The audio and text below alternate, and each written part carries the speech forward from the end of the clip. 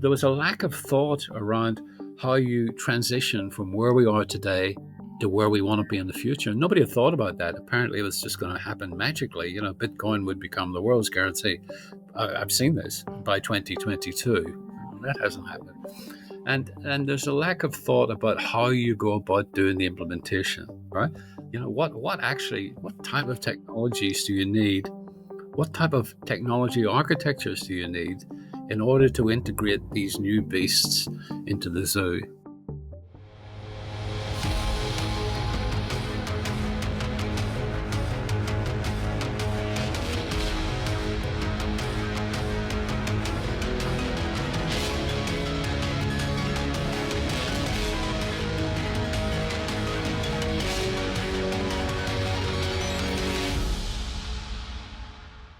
Buongiorno a tutti, I am Paolo Sironi, your host of The Banker's Bookshelf. The Banker's Bookshelf is a podcast show where I invite authors and researchers of the most interesting books and papers that define the present of banking and its fintech future.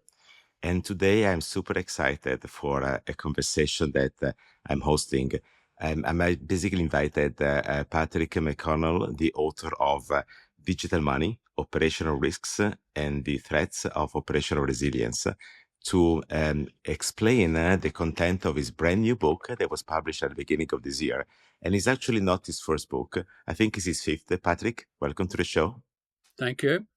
Thank you very much, Paul. Patrick, I followed your work since a few years, and I know you're very well substantiated. And every time I read your pieces, I learn something new.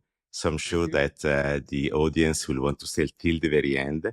And at the end, they will feel compelled to buy your book, which is an extremely relevant piece of work that really decodes the essence, the opportunities, but also the risk management problems of the transformation of money. So a couple of words about yourself, Pat. Can you introduce your experience? Okay, I'm an IT geek. I have been all of my working life, which is, you can see from my grey hair, quite a long time ago. First decade was really spent in medical systems and in advanced telecommunications. So it was what was called the internet before the internet, and it's stood me in good stead since. But I've been in risk and finance for over 35 years, starting really with core banking systems, lending, etc., dealing room systems, which we built some of the first digital dealing room systems in the world. And then I moved on to risk management, first with credit. And it's a good transition, first with credit, then with market. And then whenever operational risk became important, I got involved in that, as you would do if you're an IT person. As you say, I've written a few books and I've written lots of papers as well on operational risk management, especially for the Risk Journal. And this book really came out of, like I'm guessing a lot of books, came out of the COVID-19 times when we were forced to sit at home and think, maybe thinking it a little bit too long, but I was forced to think. And I tried to put together some stuff that I'd been thinking about over a very long period of time around the issues of digital money, what it is, where are we at the moment, and what are the possible futures. Okay, so I've got nothing to sell about the possible futures. I've laid out what I think the current view is. I've laid out some ideas about where we may be going, but then I've stepped back and tried to put a bit of thought about what underlies the change as we're going forward, in particular around concepts such as cryptography. Yes, so Pat, we have a common background. So we both worked in risk management. I was in quantitative risk management in the 1990s. I say that I work with a lot of romantic in finance that in the end generated the global financial crisis. Yeah. And somehow now I deal with a lot of romantic in technology. So people that just expect that just being technology is good. In reality, that has deep implications in the way system works and they are or not resilient. In the Global Outlook 2024, which is a publication, actually 2023, which is a publication that I have in every January in my role of the Global Research Leader for Banking and Financial Markets at IBM, the Institute for Business Value. I said that the next crisis, the next systemic crisis, might not be financial in nature, so coming from the structuring of payoff, but might be operational in nature. And when it's Yep. operation, is about technology, because Yep. the way technology is used is becoming more and more pervasive. Systems are getting more open, Yep. and a lot of new technologies are, let me say, unstable in nature, Yes. being more delicate, more complex, or more probabilistic in the way they are applied compared to the past. So this book comes really to help in terms of understanding why we need to care about these aspects of complexity and instability, to make sure that whatever we do with technology is done with a strong foundations. Yes. Otherwise, the consequences will be extremely annoying and devastating. So now let's start from this operational risk. Operational risk grew in importance. Okay. However, I would say it has never been interesting. Let me tell you this. Like, market risk is about Yeah. dealing with money, becoming rich. Yeah. So people want to know about, the Yeah. dynamics of financial markets. That's what I did. Credit risk is always important because it has Yeah. been for many years now, a bit less the backbone of a financial institution. But operational risk was kind of boring. Like, looking at the Yeah. past, these strange distributions that never Mhm. reconcile with the mathematical model.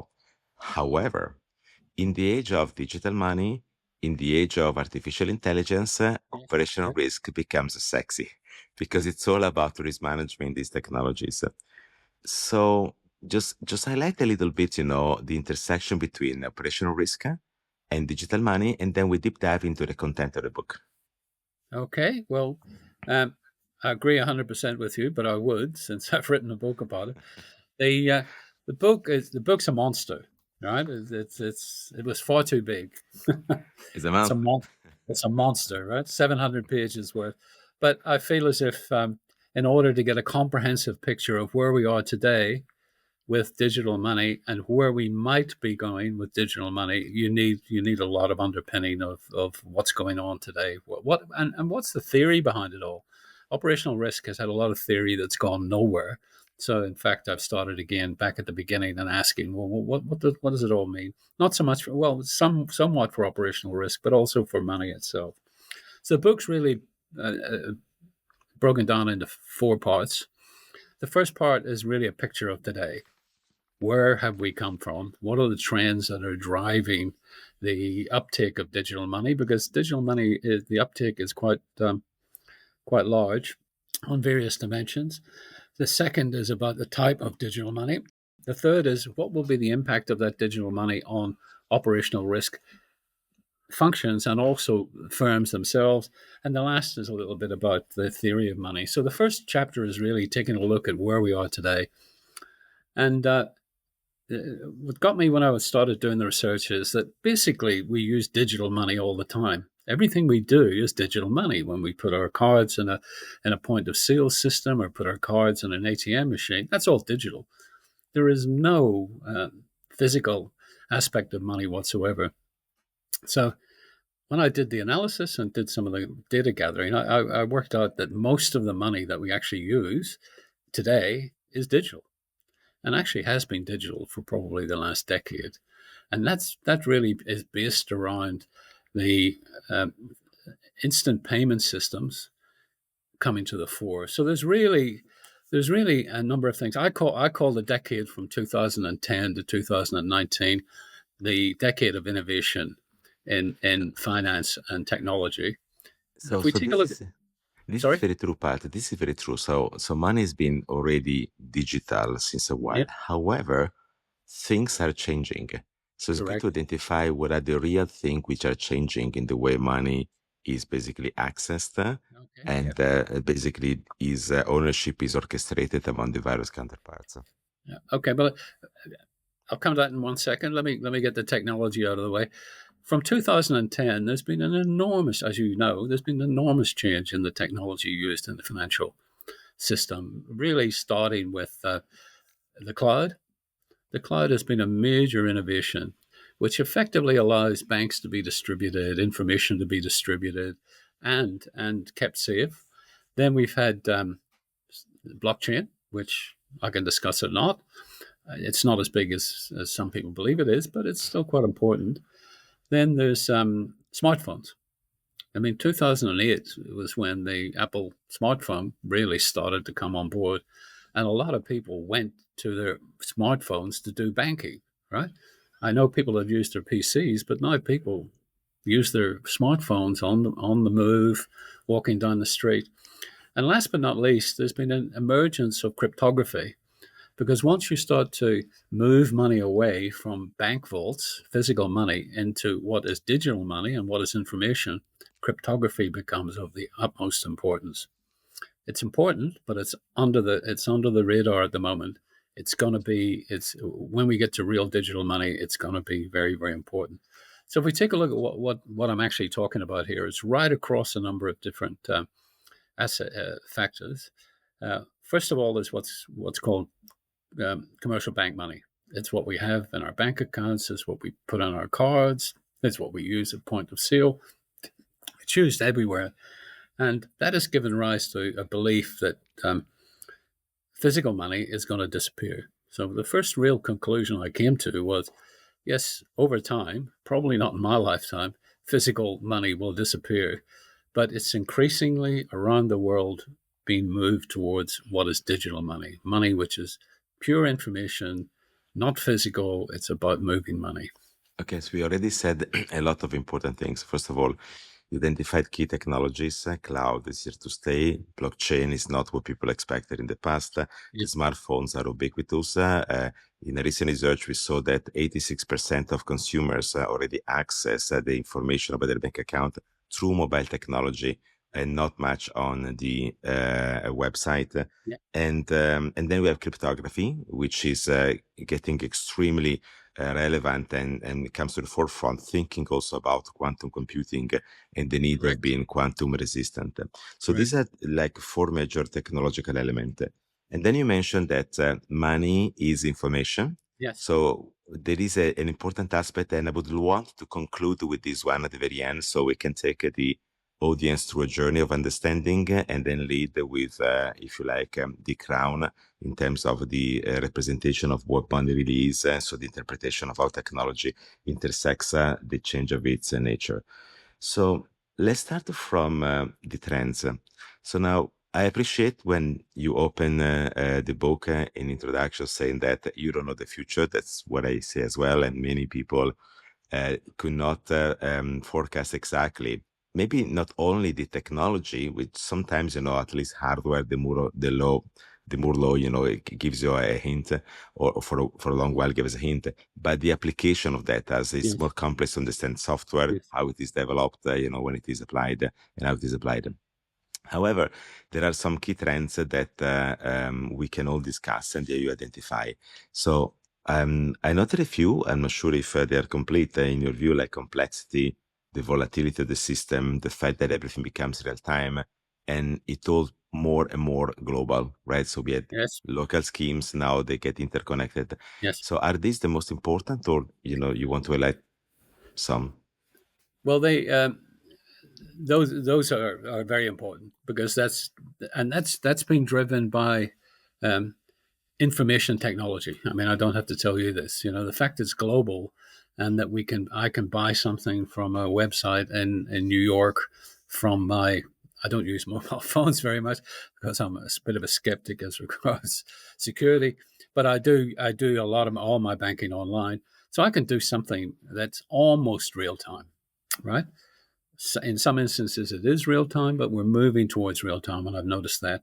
And part of that's to do with the growth of what are called instant payment systems. At the beginning of the decade, 2010, instant payment systems were new on the block. Since then, they've become basically the new technologies in a lot of areas, like Brazil, for example, its PIC system, and in Australia the MPP system, which basically guarantees if you use the system, it guarantees a delivery with under 10 seconds immediately between banks. There's been some problems rolling that out, not with the technology but with user acceptance. But anyway, it's all moving towards a situation, and that's led people to believe that cash is going to disappear. I, I, I, I don't buy that. cash will be reduced. It's reduced everywhere when you look at the statistics all around the world, but it's not going to disappear. So what we're moving into is what I call a less cash world rather than a cashless world. What we're going to replace a lot of the cash movements is by technology, by information technology, and then there's the move towards information. So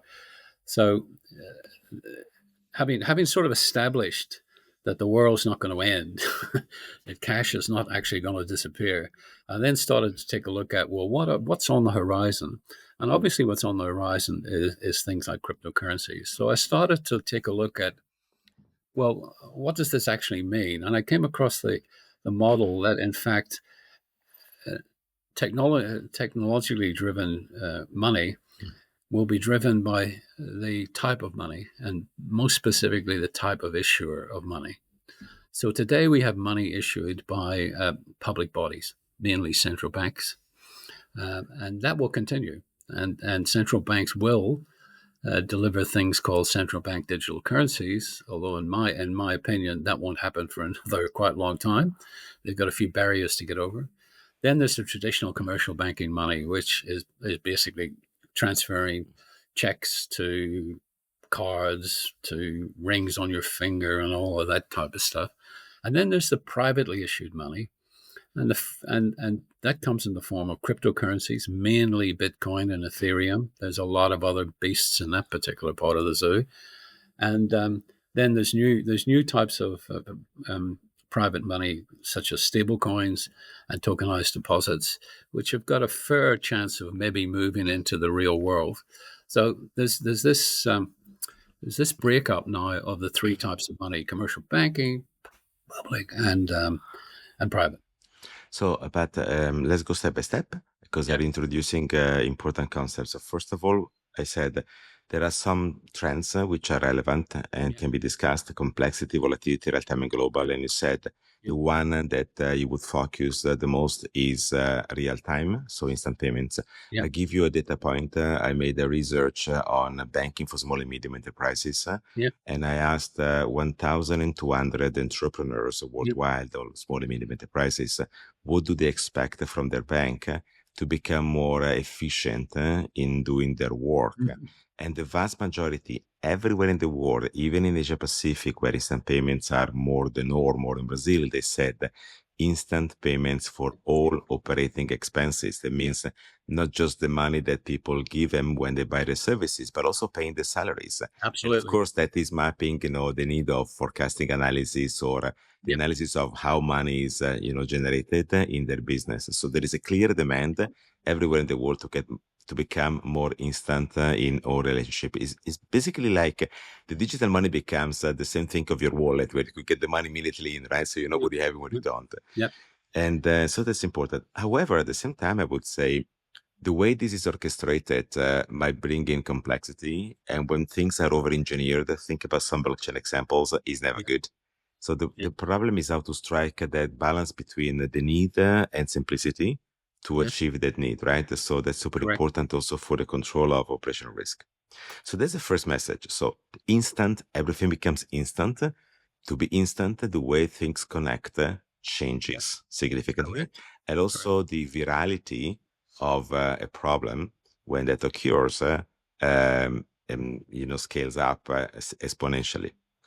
So now, knowing that everything becomes instant, you started introducing three forms of money or digital money. And there's an interesting diagram inside the book where you overlay these elements, finding the connecting points, though they're not the same thing, but at some point they start intersecting. So you just said that we have public digital money.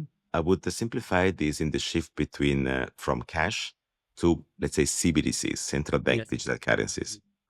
So then you said that we have commercial bank digital money, and it's like moving from checks. When you yeah, send something to someone, it takes time, to be recognized in your account, to instant payments. So everything is immediate in the yeah, relationship. And then we have a private digital money, which is sort of, before we had coupons or loyalty schemes, if you like, but now we have cryptos, right? yeah. So Bitcoins is the most known and interesting one. So how do these three intersect? Well, the intersection between commercial banking money and public money has been through real-time gross settlement systems. Okay, it's a bit of magic that happens somewhere in central banks that suddenly make privately issued money in the form of commercial banking money public money, right? Are And it is. central bankers magicians or sorcerers? I think it's the commercial bankers who are the magicians and so. Okay. But the key point about it is that it's not it's net transfer of value. It's not absolute. It's not instant. It's not specific transfers of value, atomic value transfers of value. So there's a bit of magic goes on in the background that says if I make a payment to somebody, it goes through my commercial bank. The commercial bank settles it in quotes. But in order to do final settlement and finality, it's moved up to the central bank, which then settles it. Okay, now this all happens under the covers. It all happens by some sort of magic. So, and that's been, I believe, since the 1950s, maybe slightly before that mechanism, and it is magic. It happens under the counter. Now, on the other hand, what we have is a demand. I don't know how big the demand is, but a demand, and it will grow for privately issued money. And the forefront of that is obviously cryptocurrencies, but they're a long way from being able to get into the system. But things like stablecoins and tokenized deposits, which would be issued by private companies, mainly banks, but not necessarily, the mechanism for turning those into probably settled money with the central bank are as yet unresolved. And part of the unresolved nature of them is that they're not like money. They're slightly different to money. For example, they're issued by someone who may go bankrupt. Okay, whereas we know technically the central bank can't go bankrupt. So what we have is the potential, but not yet the realization, that some of these new types of money will become part of the system, an integral part of the system. They're not there yet. They operate on the side. They operate independently on the side in the case of cryptocurrencies. But at some stage, it's possible, and I would say probably in the longer term, likely, that some of those new digital instruments which are issued privately will become part of the system. So, Pat, what do you believe is the element that will allow them to become part of the system? What Well, is what missing today? what's missing today is fundamentally mechanisms that allow and ensure that private money in the form of cryptocurrencies, well, let's say stable coins, can be transferred between people, you and I, without having to think about their credit nature. What's called the singleness of money. They've got to obey the rules of all other types of money. No, we're not there yet. And there's legal issues, there's technical issues, there's all sorts of risks. But I believe enough people are working on it that it might happen with a reasonably high probability, certainly over 50%, but nowhere near 80 or 90%. So we're in this. So the next generation of innovation will be how, if we want to, how do we take those types of instruments which are different to our current money, and if we want to, and this is the point, if we want to, how would we integrate them into our existing system? And I came to the conclusion that that's going to be very difficult, not impossible, certainly not in the short term, but at some stage there's a possibility, if things are maneuvered the right way, that it will happen. Whether it'll be worth doing or not, that's a completely different issue. Understood Does that. that make sense? Yeah, it does. And by the way, stable coins or CBDCs? Do you have a view? Oh, I mean, they're two entirely different animals in the zoo. CBDCs, I don't like making predictions, but I predict they're going to be put on the back burner for another few years, just given the history of what's happened over the last decade. Stable coins will rise in importance, but will they become money? I don't see that happening in a few years' time. And part of it is what we're going to talk about now, which is what are the operational risks in doing this stuff, right? Yes, We can't absolutely. go. Because the point is, operational risk is being transformed. Yeah. And every time there's a transformation, we have a hard time in grasping, the essence of it. So there may be some elements that we already understood, others which are not yet discussed. And I know measurement is not management, is very different, but is a good starting point. So which are these operational risks and the resilience aspects that we need to consider today, and how do we basically change our approach in order to be capable of managing them? Oh, okay. Well, first of all, having done part one and seeing what's happening out in the real world, it came to my. I started to analyze it, and I looked, and I came to some common features with some of this new technology and new types of finance. And fundamentally, the common features was the expectations were completely irrational. Irrational. People expected that tomorrow everybody's going to be using a cryptocurrency. People expected that there'd be an instant replacement of all systems. We just pull the switch, and next day there's a whole series of new systems all around the world, which are suddenly going to talk to each other. And of course, I've been in the business long enough to know that that's not going to happen. There was a lack of thought around how you transition from where we are today to where we want to be in the future. And nobody had thought about that. Apparently, it was just going to happen magically. Bitcoin would become the world's currency. I've seen this by 2022. That hasn't happened. And there's a lack of thought about how you go about doing the implementation, right? What type of technologies do you need? What type of technology architectures do you need in order to integrate these new beasts into the zoo, right? And the last but not least, and this has turned out to be one of the real bugbears, how do you get humans involved? Because humans are the people who will use money. And humans have been using money all their lives, and they're going to be very loath to change unless there's a good reason for doing so. So a lot of the thinking about the new types of digital money just completely forgot about that. When you start to think about it, then you start to realize it's not going to be easy, and that's where your operational risks start to come in, right? So, So, but fun. Go ahead. risk is not usually priced inside the system. No, operational risk. Operational risk is hardly priced inside the system. That's correct. Resilience is never priced inside the Correct. system. Correct. Still, it materializes. Let's just consider what happened in Spain just some Correct. weeks ago. There was a huge operational and resilience risk blow, Yeah, and people absolutely. could not access the money, so only cash was viable at the time, right? So resilience is not like a distant future; it's a reality No, today already, it's a right? reality today, right? And becomes more real as the use of cash decreases. Now, the use of cash will not go to zero, right? So we will have cash somewhere, whether it'll be By can the we way, get out when we get I have out an when we need interesting it. data point for you. Last year, there was 20% more demand of cash compared to the years before. Not just cash, US dollars, cash. Yes.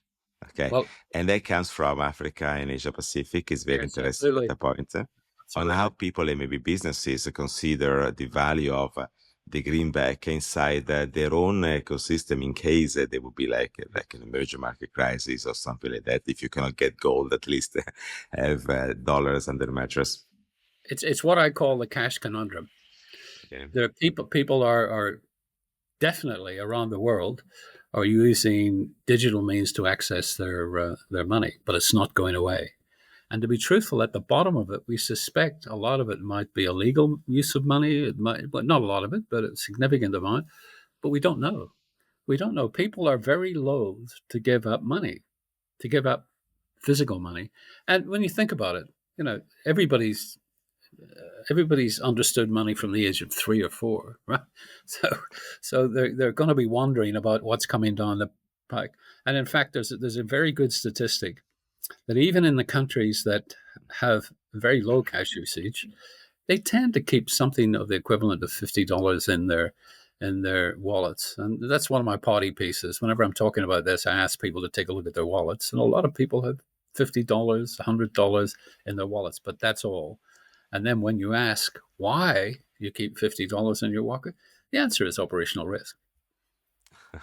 Yes, it's true. It's actually, sort of a good state of mind, right? So you Yep. know that in case, right? Oh, I in always say that case. Look, in case, but that means money is emotion. Yeah, That is how I defined it in my financial market transparency theory. And I remember when I presented it at the event of the Arab Summit, which is where the behavioral economists and the economic psychologists gather, they were all surprised. It's not rational in the sense that it's not a mathematical formula that describes the future yeah, of your investment and the prices, but money is emotion because it's born in a sense to facilitate survival of the human being in very complex societies, right? And the way we share basically the value, because not everybody can work for getting the food on the table. So, the way we do that is very different. yeah. And somehow we forgot about that. Maybe epigenetically remained inside our DNA. So what some of the behavioral scientists call a bias, I call it a warning. When you Yeah. define it a warning, right, is the brain tells you, hey, hold on a second, maybe you better keep $50 in your pocket because you never know, right? But And please do so because you never yeah, know. well, and part of that is that point I made about the fact that the move to the new environment, the new move to the new digital world, people really did not think through what the human impact of that was. What is the impact on people who all their lives have had money in their pockets and now they're supposed to take it away and not use it? That's not going to happen. It's for a whole series of reasons. For some people, it will happen, and some people have already done it. There are some people who don't keep any physical money. They tend to keep some at home, though. There's two places where it is. It's in your wallet for instant use, but also at home. But but a lot of people feel happy, feel well keeping something. Even I do as well. So, but anyway, let's move on. What we're missing so far is the fact that we didn't think about how people will use digital money, Hmm. and that's been the bugbear of a number of different initiatives. And I think it's the bugbear of CBDCs because not even the Chinese could impose their will on people using the digital yuan, right? The digital renminbi. Yes. People people pay lip service to it, but they don't want to give up their physical coins. So I mean, we people watching this as well, for the next 20, 30, 40, 50 years, will still be using cash. But as we move forward, they'll be using more and more digital money. And that brings with it all sorts of operational So I risks. think this is very important because, for example, I've been invited to speak at the Innovation Summit of the Bank of International Settlements. Okay. And that was like a couple of years ago. And I enjoyed attending all those conversations. The researchers of the BAS are right, I got to tell you. However, I noticed that the majority of the conversations were about technology aspects. Yeah. And not much was about monetary policy, the impact on how society works, how people relate to the problem, which is in reality even more important because that has to be designed inside Right. the system and it's not like a buy-side product. And I also know that in your book you highlight the need of getting a different interaction between like the business side of the equation and the technology piece. And that also brings to the surface the fact that people don't just use cash, but they also need to understand how to use cash. So there's a huge skill gap that needs to be Oh, addressed. yes. Yes. So what can we Yeah. learn by reading the section 3 of the book? A lot, I hope. but uh, but I haven't solved the people conundrum. Yeah, and no, I don't. I want to. I don't want to impose my vision of how I use digital money or cash on other people. That's not the right thing to do. So we know there's a generation. We know there's a cohort of people who are in their late to middle life who are unlikely to move towards a fully digital world. And that has to be accommodated. It has to be. I mean, it's part of being human. You have to accommodate that. Now, which looking at population statistics around the world, that means it's going to be at least 20, 30 years before those people drop off the perch, as they say. But even then, there'll be people below that and who are currently probably in the 30, 40, 50s who are so used to using cash, they won't want to give it up either. So we have to face the reality that cash will be around for a long time. It will diminish in use and be replaced by digital means some of which, but not all of which, will be attractive to ordinary humans. Okay. Okay. So part of it will be building the technology that's attractive to people. It's actually not that difficult to do, but from a technology perspective, from a human perspective, it's actually quite hard to do. And that's where some of the operational risks come in, and some of the technology risks come in as Mhm. well, right? Okay, so now there is an intersection between how people use money, how people understand money, and the technology that comes with. Um, if we think about the transformation of money Yes. and the essence of digital money, we need to have good theoretical foundations. Yes. And throughout the book, that you explain that money is information. Yes. So I guess understanding how information flows dictates basically the way you need to basically shape technology to make sure that that is done in a protective way. So can you highlight a little bit about this concept? Well, the if you take a look at a note, you're in Germany at the moment, and if you take a look at a Deutschmark note, I don't know whether you have any. It doesn't exist anymore. It's a euro. That's true. The euro. That's absolutely true. But still, I That, suspect that many Germans keep the Deutsche Mark. having worked in January for a while, I'm sure you're right. The the the point about it is that it's, after all, it's only a bit of paper with plastic on it, right? These days, Mhm. it's plastic more than paper, but it's something that's not worth a euro. It's something that represents potentially the use of a piece of paper to buy something. And what makes that piece of paper useful? It's the information on it. It's the fact that it's a certain color. It's the fact that it's got something that says issued by the European Central Bank. It's got something that says here's a number. It's got something that says here's the person who does it. So what makes that piece of money useful? And money's all about usefulness, right? There's no one definition of money. If you can give it to somebody and they accept it, that's money, right? As long as they can give it to somebody else. So, so even what we call cash, even what we know as cash, is nothing more than information, right? So whenever we go, for example, to pay at a point of sale service for a cup of coffee and we wave our card, there's no money moves there. The only thing that moves is information. It's information from your card to the point of sale service, to the provider of the service, to the bank, and it's immediately debited or credited. You know, the computers do magic things. Where it's debited or credited now with the cloud, we don't know. Could be anywhere, right? But we know that somewhere along the line, the process of debiting and crediting Yeah. happens. That used to be physical. It's now completely, since the early 2000s, it's now completely virtual. You know, you don't know where your money is. It's in a cloud base somewhere in a bank. So, so then the question is, where's your money? How's it protected? Where is it? How do I get it? And those are issues of cryptography, they're issues of regulation, and all of that. So it's become, so the background to money has become virtual as well. You know, the regulation becomes very important. Do we know how to do regulation of digital money? Not quite yet. We're not there yet completely. So It's that has to actually, change. it's actually, if you like, how can I call it? A decomposition of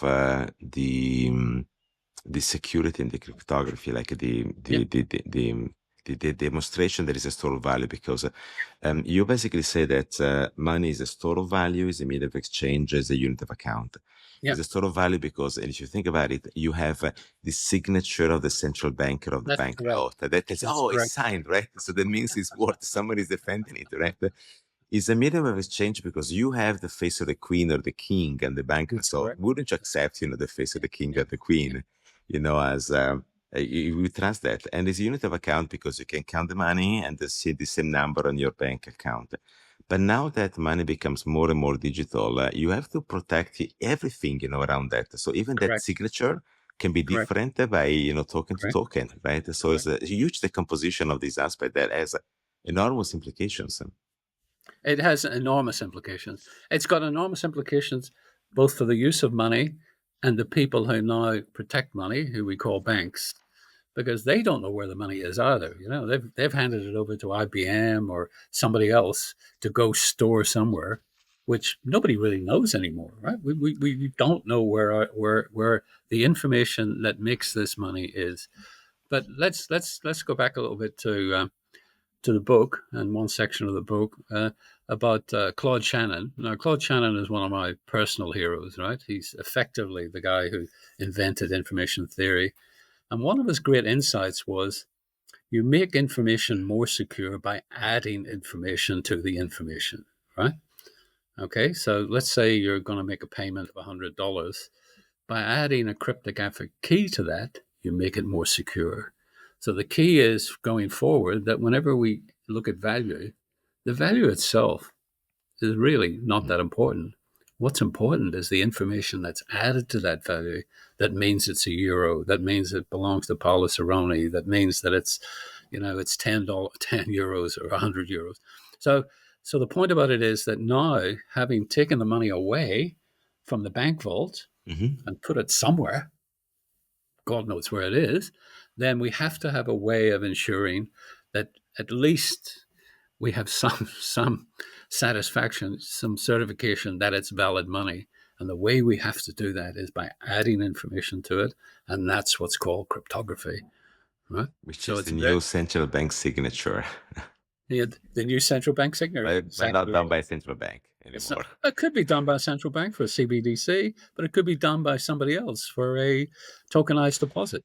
So, Patrick, to conclude, what do you believe is the biggest operational risk or resilience risk that we are facing going Well, I'll forward? talk about resilience because as I went through the book, this became more and more important to me. Um,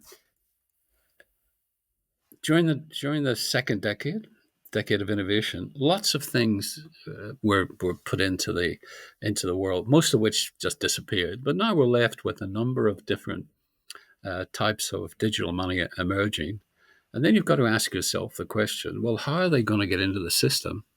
And the problem is, if you take a look at it, these innovations are all going to come together in the next 5 years. Mm-hmm. Okay, 5 to 10 years. This isn't something that's going to happen 50 years away, right? This is something that supposedly, the European Central Bank is talking about at the end of this year coming to a decision on when the digital euro will come. Let's assume it will come. That'll be happening around 2030. Around the same time in 2030, most of the work around the DORA Act, the will be coming into play, and then there'll be cryptocurrencies coming. So, and they're all focused on core systems and one core system in particular, which is the payment system. So payment systems will be being changed every week, depending on what the latest flavor of the day is. They're monster systems anyway. I mean, the Bank of England is already having a problem changing the real-time gross system it has, which is core to everything. Okay, the RTGS is the animal that everything's going to go through. They're having difficulty implementing an update to that. So if we can't even get the basics of something we know right, what are we going to be doing with things we don't know? So we're in a situation where there's the potential for a large number of things coming down the pike, which are interfering with one another. They're driven by different political drivers. They're different by political firm drivers. Some firms will want to get into cryptocurrency, some won't. And they're all getting now focused down onto the payment systems, right? So my worry is, and regulators are starting to come to realize this, that there's so much going on that it's a recipe for disaster, and the disaster will come last part of the 2020s, between 26 and 2030. And if we add post quantum computing on top of that, governments are saying you've got to get that fixed by 2021, 2031, 2032. So there's an immense amount of work that people are assuming is going to happen. They assume we're going to have a CBDC. They assume we're going to have a stable coin. They assume all of that, but it's all happening on the same piece of code. So, and, having been in IT for a long time, I know that's unlikely to work. So, Patrick, to conclude, I would say that It's effectively all happening now. Yeah. Okay. Yeah. And the shift is happening, changes is coming, Yeah. but it's a bit over-engineered. And Yeah. what's over-engineered, to Yeah. me, it never works. So we need to Yeah. be careful about that. So we need to Very careful. consider all aspects. And that's why this 700 pages book is not a monster, is a good foundation. So I No, invite thank you. everyone to start by reading your book to understand exactly what is going on and what is at stake.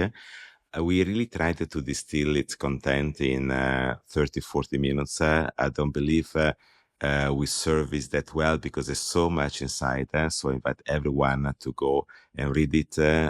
Digital Money, Operational Risks and the Threats to Operational Resilience is a banker's bookshelf recommendation. It's my personal recommendation to all of you. So, Patrick, thank you for the time you dedicated to this conversation, speaking Thank you, to the Paolo. banker's bookshelf audience. I invite everyone to stay tuned for more conversations with book authors and researchers that shape our understanding of the banking and financial market present and its fintech future. Now, don't forget to subscribe to the Banker's Bookshelf to receive a polite and kind notification about the new episodes on your preferred streaming platform. We stream on Spotify, Apple Podcast, Amazon, and YouTube. Thank you very much for all who attended this conversation. Thanks, Patrick, for Okay. your time and wonderful job. Arrivederci a tutti and enjoy the jingle.